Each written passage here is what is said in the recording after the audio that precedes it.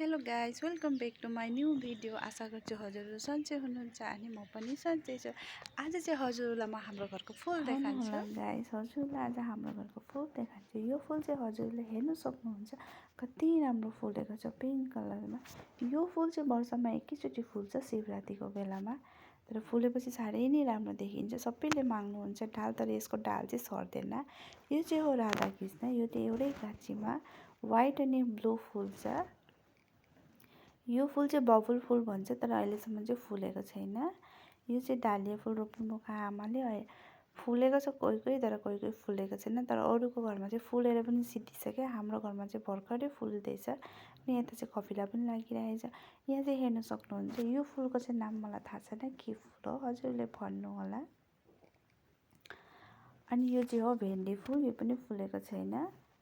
यता चाहिँ सेनेरी छ, यो चाहिँ कालो सेनेरी पत्ता साह्रै नै राम्रो हुन्छ, ठुल्ठुलो हुन्छ। अनि यो चाहिँ हो अङ्गुर फुल।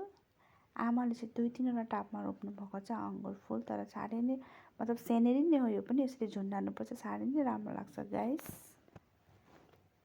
अनि यता चाहिँ हो पत्ता। आजभोलि प्रायः मान्छेले चाहिँ पत्ता फुलै रोप्नुहुन्छ धेरै भाग।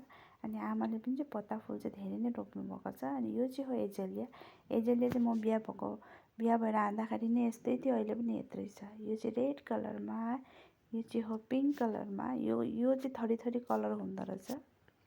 हाम्रोमा चाहिँ रेड र पिङ्क छ। यो चाहिँ हो मनी प्लान्ट।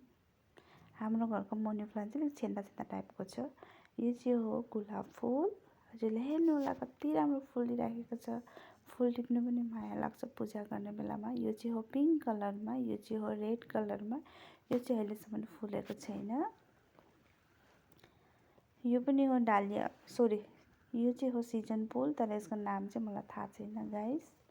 कसलाई यसको नाम थाहा छ हजुरले भन्नु होला। अनि यहाँ चाहिँ आमाले खर्सानी पनि रोपिदिनु भएको छ। यो चाहिँ हो बक्सी खर्सानी। यो पत्ता चाहिँ हेर्नु होला हजुरले, कस्तो राम्रो देखिन्छ ठुलो भएपछि चाहिँ। यो पत्ता चाहिँ छ 3-4वटा टपमा। हजुरलाई मेरो भिडियो कस्तो लाग्छ? यो चाहिँ हो